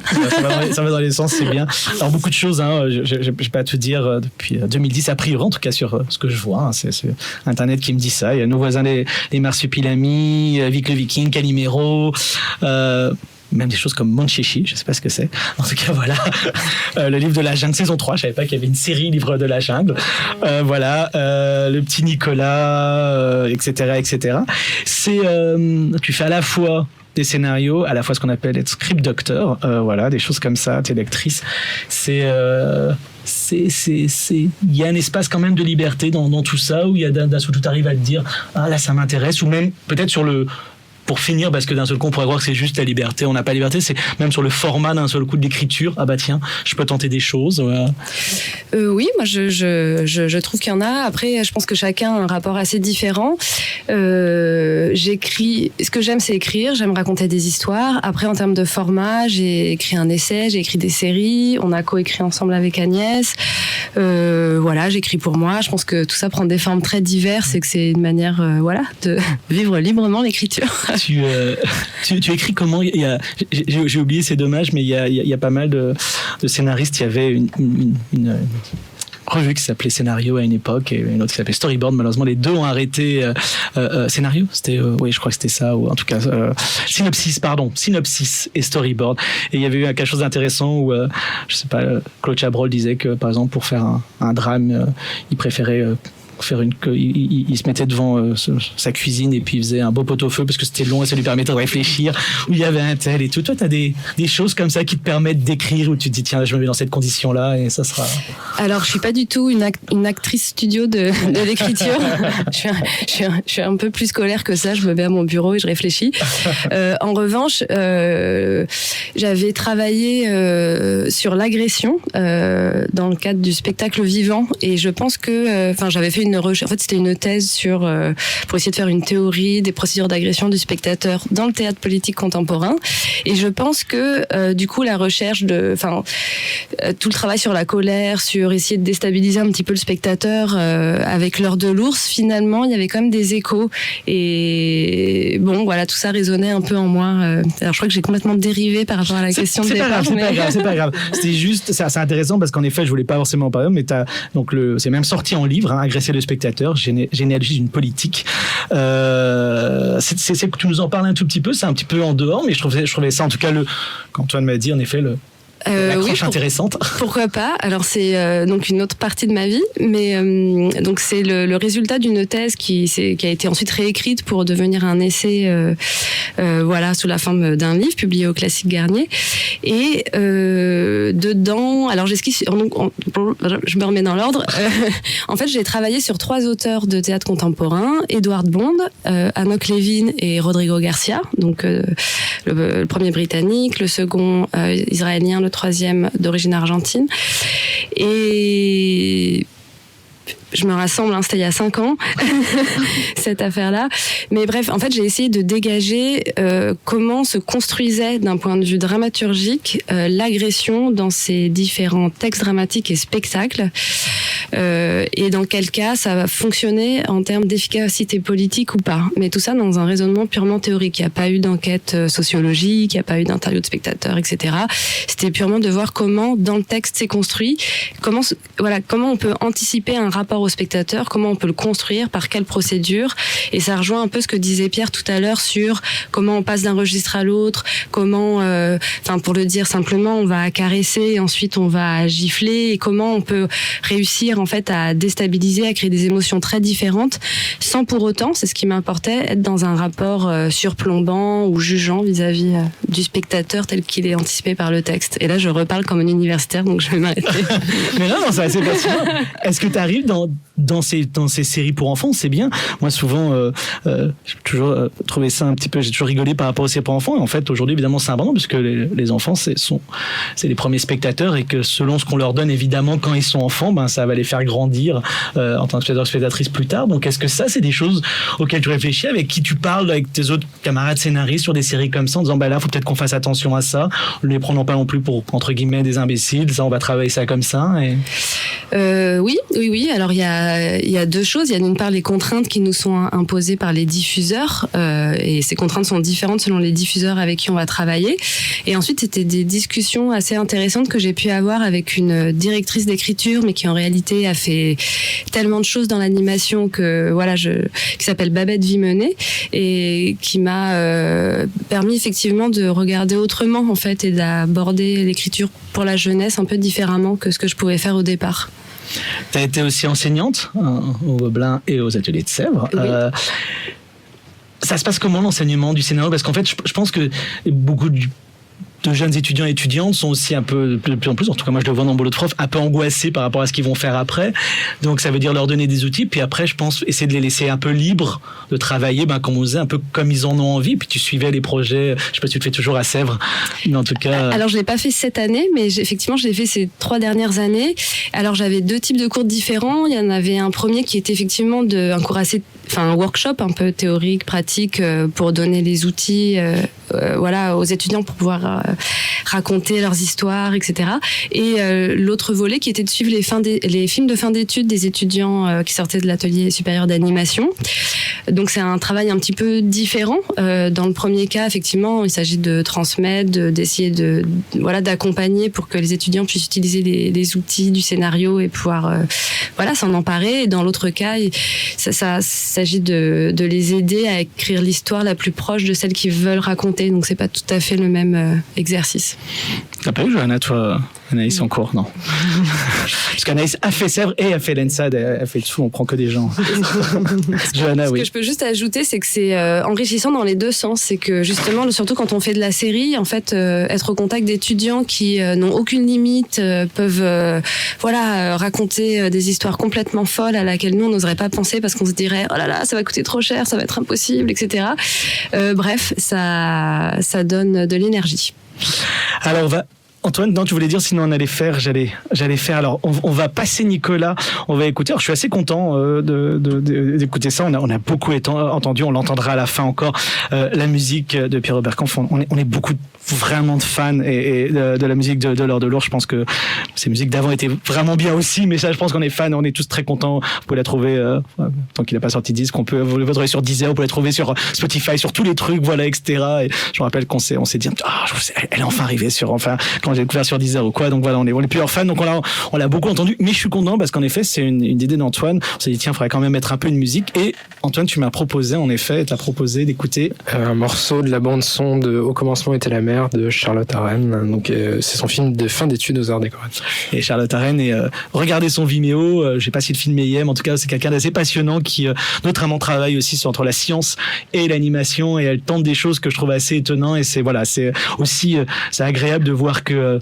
on peut être à la fois expérimental, ludique et mélanger tout ça, et finalement de pas s'obliger à une seule chose. Et Charlotte Arène a un talent incroyable par rapport à ça. On écoute le morceau 7 donc. Merci Nicolas.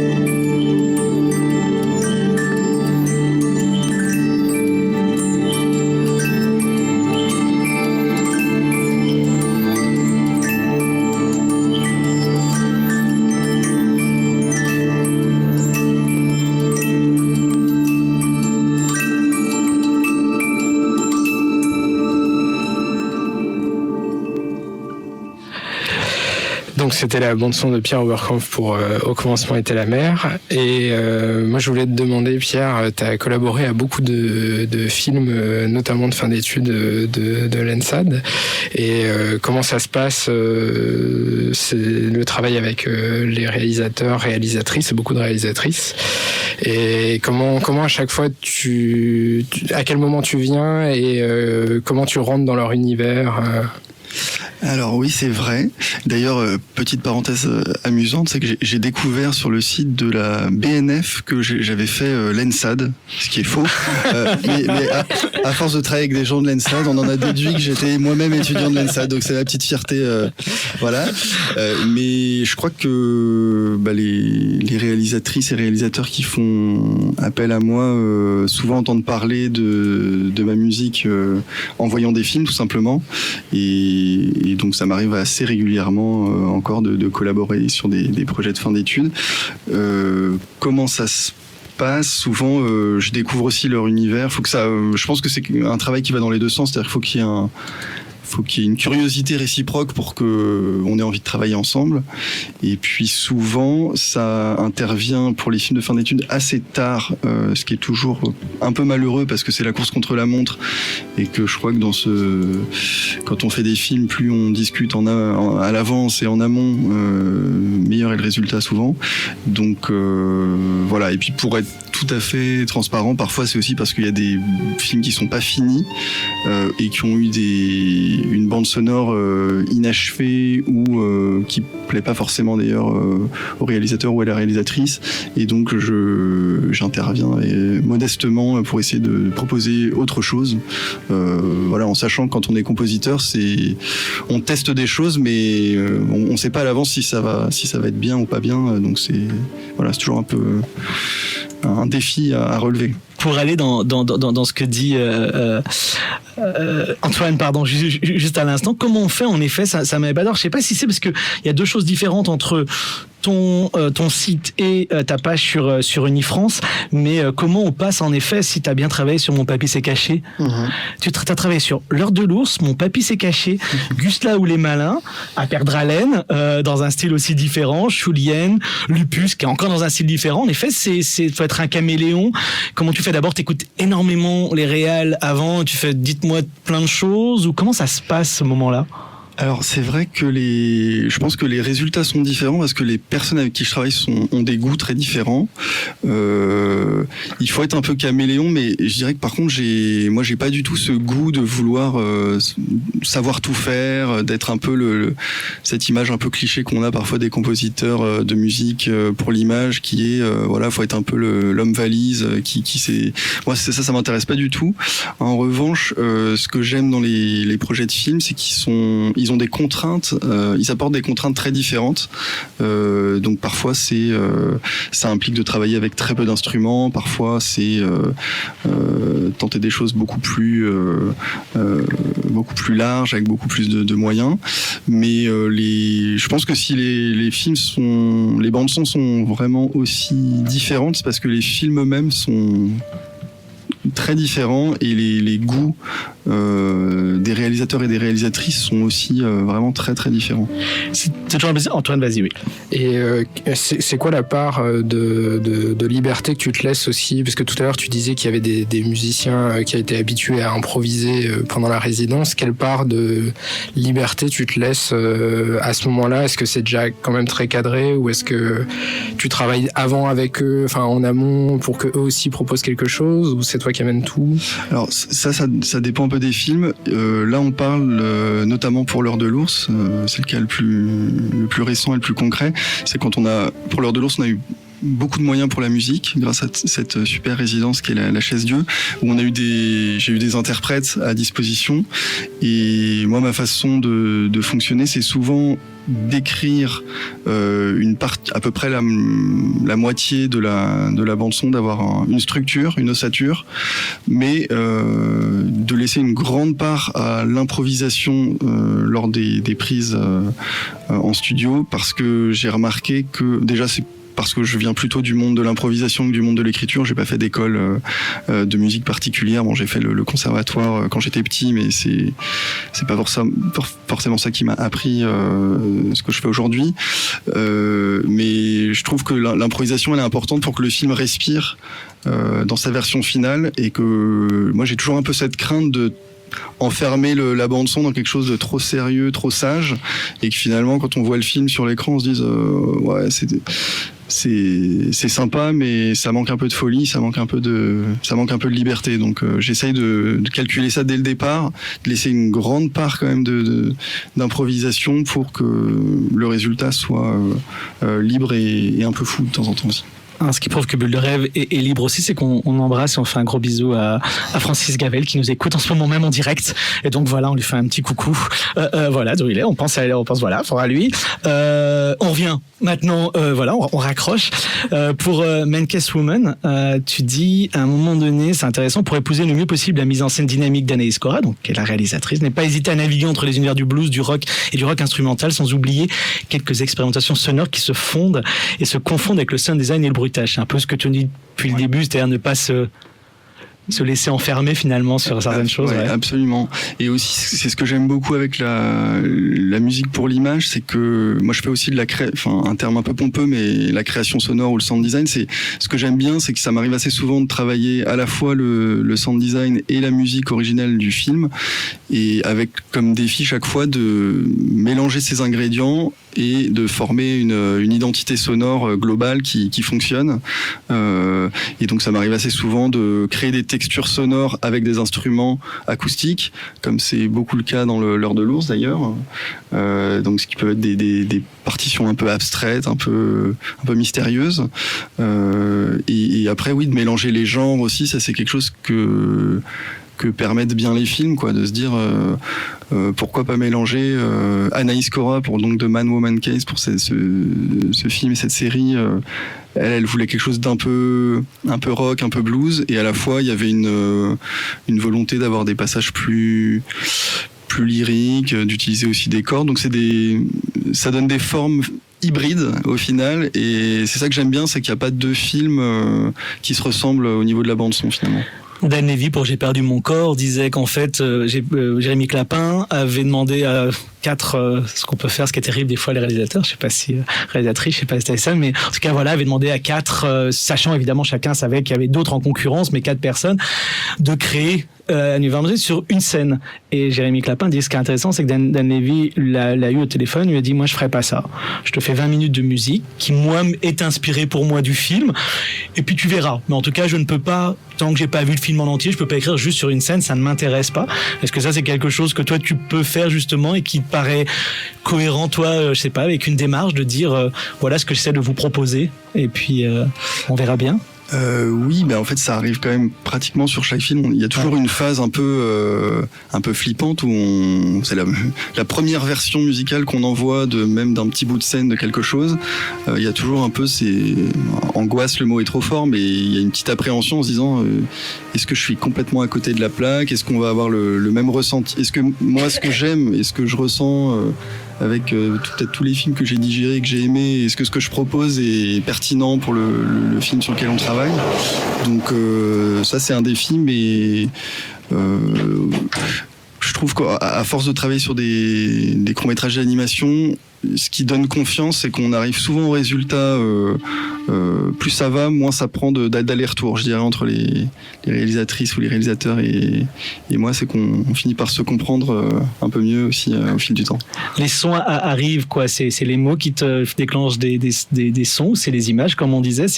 Qu'est-ce qui se passe? C'est les mots, des fois des réals, tu t'immerses dans le film, dans une animatique. C'est quoi qui fait, peut-être que c'est d'ailleurs différent pour chaque film, c'est quoi qui fait germer les choses? Oui, c'est vrai que ça peut varier d'un film à l'autre.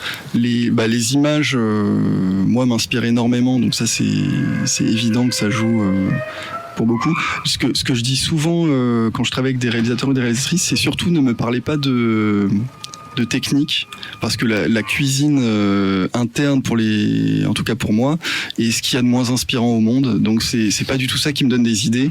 Ce qui me donne des idées, c'est vraiment d'entendre les gens parler avec leur. On parle tous différemment de nos projets, et en fait chaque réalisateur ou chaque réalisatrice a des mots clés qui sont souvent assez personnels, et ça m'aide aussi à trouver des idées, parce que quand je prends des notes, c'est vraiment ce type de choses que je note, des intentions, voilà, de réalisation, des émotions, et voilà. Donc je prends quelques notes, des images, et après je me lance. T'as des codes avec des réalisateurs, je sais pas, des réalisatrices comme Agnès, par exemple. Jean-François Laguilloni dit que, je sais plus si c'était avec Gabriel Yared ou je sais plus avec quel musicien avec qui il a travaillé, il me disait qu'à un moment ils avaient travaillé sous forme d'adjectifs. Ça, j'aimerais une musique un peu salée. Parce qu'évidemment, vous travaillez pas sur le même, toi tu travailles sur du son, d'autres travaillent sur des images, et que c'est pas le même langage a priori. Avec Agnès, je pense que comme elle connaît très bien la musique et que je connais très bien ses films, c'est l'avantage, c'est que j'ai toujours un peu l'impression d'avoir un pied dans le projet avant même que le scénario soit bouclé, parce qu'il y a des références, des choses que j'ai pu enregistrer en dehors de ce que j'enregistre beaucoup de musique, donc pas forcément pour l'image. Donc il y a aussi des choses qu'elle entend et qui je pense qui lui restent dans un coin de sa tête, et où elle se dit peut-être sur le projet suivant, tiens, ça me dirait bien de travailler sur tel bout de musique, ça peut être une référence pour le projet. Donc mais après, est-ce qu'il y a des adjectifs précis? Pour moi, c'est surtout d'avoir des mots simples. Et on parlait des enfants, de la révolte des enfants, mais moi je trouve que ce qui est important, c'est de s'exprimer de manière très claire, parce qu'il y a beaucoup de malentendus souvent entre les compositeurs et les réalisateurs ou réalisatrices, qui sont liés en fait à une incompréhension vraiment au niveau du langage et des adjectifs, des mots, et souvent on se comprend pas quand on essaye chacun de son côté d'être trop technique. Et je sais que c'est valable pour les deux, c'est-à-dire que y a des réalisateurs ou des réalisatrices qui ont terriblement peur de passer pour des imbéciles, à pas connaître ce que c'est qu'un 16e de croche et un quart de soupir, alors que tout le monde s'en fiche. Et de l'autre côté, des compositeurs, je pense qu'ils peuvent être un peu impressionnés d'employer des mots propres vraiment à la réalisation, à l'image. Donc moi, mon mot d'ordre, c'est souvent faisons simple, parlons peu mais parlons bien, et c'est ça qui donne des idées. Vraiment simple. T'es le genre de compositeur qui aime bien qu'on te donne des références, ou surtout pas? Je voudrais du Bach, ou je voudrais du Miles Davis, ou j'en sais rien. Pas tellement. En fait, je me méfie un peu des références, parce que c'est souvent un peu écrasant, et le vrai problème qu'il y a souvent, c'est que parfois des réalisateurs ou des réalisatrices qui mettent sur leur animatique ou qui écrivent peut-être un scénario en écoutant énormément la même musique, cette musique devient tellement une référence que finalement ça écrase toute comparaison, et ça empêche un peu la créativité, la création.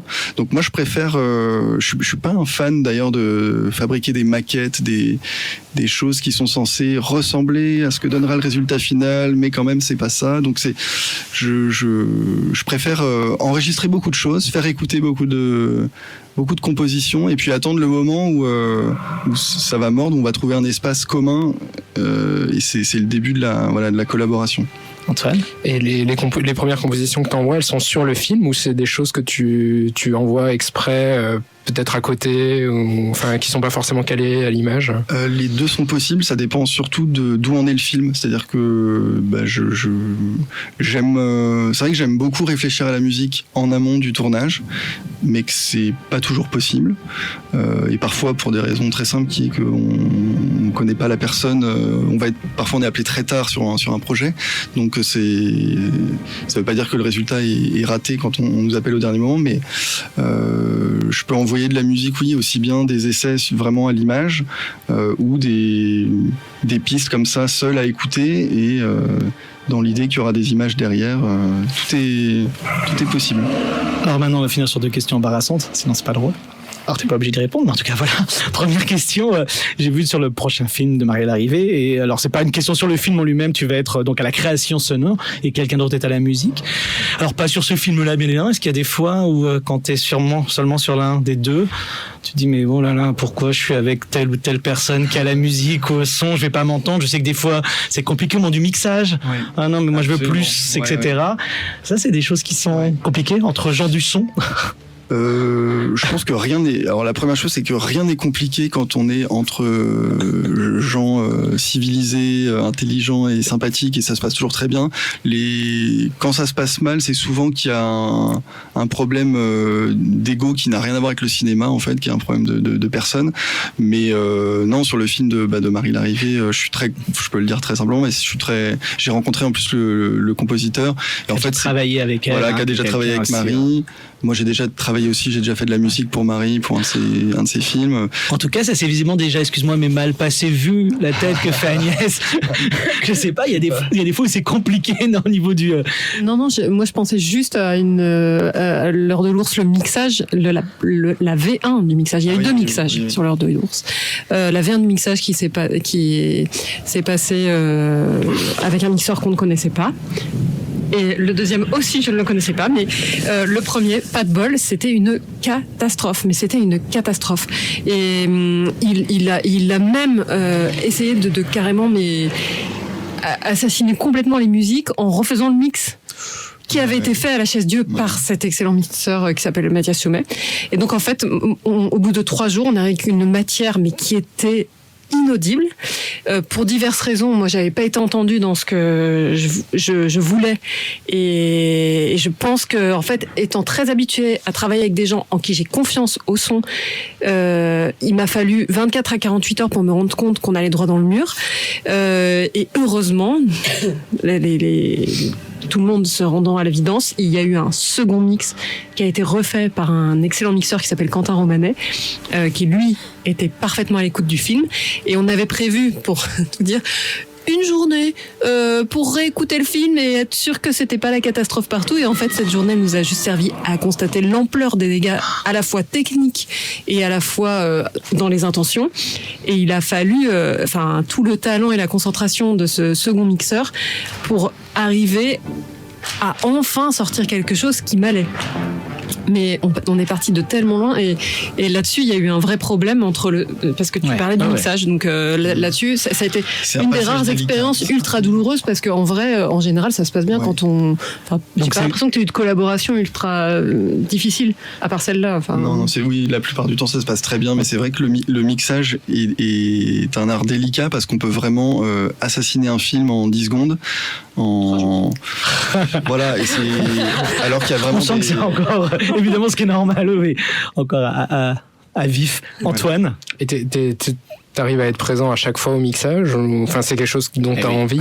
La grande question. Oui, non, c'est très important d'être là, pas pour tirer la couverture vers soi, parce que c'est pas une question de je veux que la musique soit plus forte et que le son soit plus faible, ou l'inverse, mais c'est surtout d'écouter le film dans son ensemble, parce que le film, faut qu'il se tienne de la première seconde à la dernière, et que il y a beaucoup de travail assez délicat qui est fait au moment de l'enregistrement des instruments, au moment du mixage de la musique, qui a donc lieu avant le mixage final du film. Et donc c'est trop dommage de casser en mixage final des choses très délicates qui ont été faites au niveau du mixage uniquement de la musique. On va devoir quasiment bientôt s'arrêter. Nicolas, je vais te demander de réfléchir pour faire ta chronique en 2 minutes 30. Au lieu de 5, merci beaucoup. Tu veux nous parler d'un film. Juste, Pierre, une dernière question, parce que c'est là, au hasard, une réalisatrice comme Agnès Patron, est-ce que des fois tu écris des choses et qu'il y a un combat entre vous en disant non, je pense que là la musique elle est vraiment à sa place, et que la réalisatrice fait non, je pense qu'il n'y a pas besoin de musique, si je te promets que là il y a besoin de musique? Est-ce que des fois vous avez des grands débats comme ça? Je regarde pas Agnès qui te regarde d'un air méchant. Je regarde pas Agnès. Assez peu, parce que j'ai de la chance. Agnès est assez généreuse avec la musique dans ses films aussi, je pense, parce qu'il n'y a pas de dialogue la plupart du temps dans ses films. Donc il y a en réalité énormément de place pour le son son et pour la musique. Donc c'est pas frustrant du tout comme en tant que compositeur de travailler avec elle, mais je suis très à l'écoute de ses conseils parce que souvent c'est plutôt des remarques qu'elle peut me faire du type sur tel passage peut-être un tout petit peu plus léger, un tout petit peu plus comme ci comme ça. C'est plus des ajustements que des réels. On est souvent assez d'accord sur le découpage du film en termes de besoin de musique, de son. Donc non, il n'y a pas réellement de dispute là-dessus. Ce qui est peut-être intéressant à vous entendre en tout cas tous les trois parler, c'est de plus en plus, et ça j'ai commencé avec un édito un peu pessimiste, ou en tout cas un peu râleur comme le petit garçon de l'heure de l'ours, c'est un peu violent, mais en tout cas peut-être que c'est intéressant, c'est qu'on a de plus en plus finalement même dans le cours des équipes, et que finalement on est là pour le film, et que finalement si chacun écoute les autres, en fait, finalement, on arrive à avoir un film, là, comme l'heure de l'ours, on arrive à avoir des films qui, dans ce cas, vont jusqu'au bout de ce qu'ils ont envie de dire. Et c'est peut-être ça qui est intéressant aujourd'hui dans le cours, alors qu'avant, c'était souvent une seule personne qui travaillait seule, et il y en a toujours. Mais c'est vrai que c'est intéressant d'un seul coup d'avoir des équipes complètes. Merci beaucoup à tous les trois. Nicolas, t'as 2 minutes, et moi aussi pour dire, toi, tu veux nous parler d'un film que tu as vu hier soir. Oui, voilà. Alors évidemment, toi, tu demandes à ce qu'on prépare un peu les chroniques, et je n'avais pas forcément grand-chose à dire jusqu'à hier soir, où en fait, grâce à un ami, je suis allé voir au Luminor un film qui s'appelle Cocody Cocoda, dont personne n'a apparemment entendu parler, même toi et moi non plus auparavant, qui est pourtant sorti mercredi, et vendredi soir à 21h30, on était 3 dans la salle. Donc on peut relativiser aussi par rapport aux entrées des films, parce que celui-là, je pense qu'il peinera à atteindre même le millier d'entrées en France, malheureusement. C'est un film d'un réalisateur que certains connaissent peut-être autour de la table, qui s'appelle Johan Nyholm, donc qui est un réalisateur danois, et c'est son deuxième long métrage, donc qui est un fou furieux, qui avait été sélectionné dans pas mal de festivals, notamment au Cannes aussi, qui fait des films qui ne sont pas exactement de l'animation, parce qu'il fait pas de films image par image, mais qui s'en rapprochent et qui réfléchissent un petit peu autour de l'animation. Et là, donc, ce Cocody Cocoda, c'est un film qui est un long métrage qui mêle aussi prise de vue réelle et ces espèces de moments plutôt plastiques, graphiques, qui ne sont pas exactement animés, où en fait il fait des ombres quasiment derrière des écrans blancs avec des petits personnages noirs. Et Cocody Cocoda, c'est un film qui est un film vraiment d'atmosphère aussi. C'est un film qu'on pourrait par moment trouver un petit peu lourd, parce qu'il fait une espèce d'énorme métaphore, mais qui malgré tout vaut vraiment le coup. C'est un film aussi un peu à dispositif, et c'est un film qui va parler finalement après un énorme drame dans un couple, dont je ne parlerai pas trop, comment le couple va pouvoir se réconcilier, mais de manière un peu métaphorique, c'est-à-dire en le faisant aller dans un univers, entrer dans un univers étrange, où il y a des boucles temporelles qui se forment avec des plans très très longs, un concept très très noir, et il va rejouer le conte, mais le conte de manière extrêmement sombre, extrêmement lugubre, avec tous les éléments possibles et imaginables qu'on pourrait retrouver dans des contes par exemple, et en les remettant en scène et en les détournant, et de manière assez incroyable. Et visuellement, le film est extrêmement beau, il est vraiment magnifique, et donc je vais aller quand même assez vite, mais pour résumer d'une certaine façon, et je pense qu'il y a vraiment un côté comme ça, notamment avec certains personnages qui arrivent, j'ai eu vraiment l'impression de voir Princess Bride réalisé par Lars von Trier.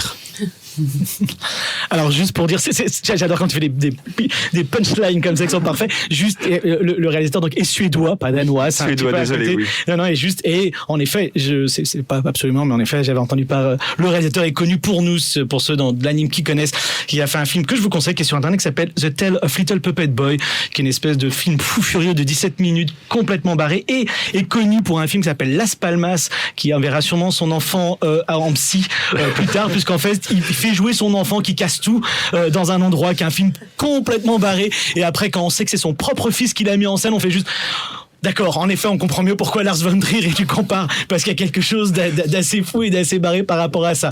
2 minutes, on finira avec le morceau 8, qui est de Pierre, qui est un morceau qu'on a dans l'heure de l'ours. Je voulais juste vous donner rapidement quelques petites news, il se passe plein de choses. Il y a une revue qui va sortir en janvier qui s'appelle Bling Blanc, revue sur le film d'animation. C'est pas une première, il y en a déjà eu, mais ça fait longtemps qu'il n'y en a pas eu. Mis en place par la Nef Animation, 160 pages, avec Jacques Kermabon en rédacteur en chef, Koji Yamamura, le grand réalisateur japonais, japonaise sera à Nantes. Faites pas comme les Parisiens qui se déplacent pas. Allez-y, je vous l'ai dit. Donc il sera à Nantes le 21 novembre, donc dans pas longtemps, pour le festival des 3 continents. Profitez-en pour voir la rétrospective de Tsuyark, parce que c'est quand même l'un des plus grands réalisateurs au monde aujourd'hui, même si c'est moins intéressant ce qu'il fait aujourd'hui, mais en tout cas voilà, il y a plein de choses intéressantes. 23 novembre, si vous êtes vers Aubervilliers, ne loupez pas, le grand maître Ilan Nguyen fera une conférence sur l'animation japonaise et les grandes dates de l'animation japonaise. À Nantes, Sébastien Lodenbach sera à Nantes. Ça, il se déplace un peu, Sébastien Lodenbach, à Nantes avec Michel Oslo, qui lui se déplace beaucoup, qui sera pour parler un peu de son cinéma. Sébastien Lodenbach sera aussi à Lille avec Momoko Seto pour la fête de l'anime fin novembre, début décembre. Et donc voilà, donc plein de choses à aller voir. Foncez, allez voir ces festivals, c'est quand même super agréable quand on fait pendant un an un festival et c'est bien d'avoir un peu de monde en salle. Et ne loupez pas, pour les Parisiens, le Carrefour de l'animation qui a lieu du 11 au 15 décembre, ouverture avec un film de réalisatrice de long métrage. On commence à en avoir plein, c'est génial. Gitanjali Rao, grande réalisatrice indienne en plus, dans un cinéma qui a eu toujours du mal à mettre les femmes à la tête comme ça, réalisatrice. Allez voir, le film sortira pas en salle, c'est la seule occasion de voir en salle. Ensuite vous le verrez sur les petits écrans. Il y aura une rencontre avec la réalisatrice. Constantin Bronzid sera là, réalisateur russe confirmé. Cowboy et Indiens seront là, parce que Vincent Patard et Stéphane Aubier, donc les réalisateurs de Panique au village, seront présents avec un documentaire assez intéressant. Beaucoup de choses. Nicolas Tisse présentera des séances. Je présenterai des séances parce que voilà.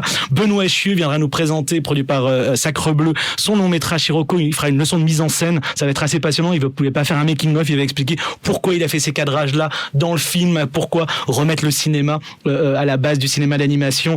Pas mal de choses. La série adulte, Nicolas en fera. Anka Damian, espèce de follet comme ça de l'animation, qui fait plein de longs métrages, sera là avec son superbe Marona, merci beaucoup. Voilà, Jean-Baptiste Garnero avec une séance spéciale.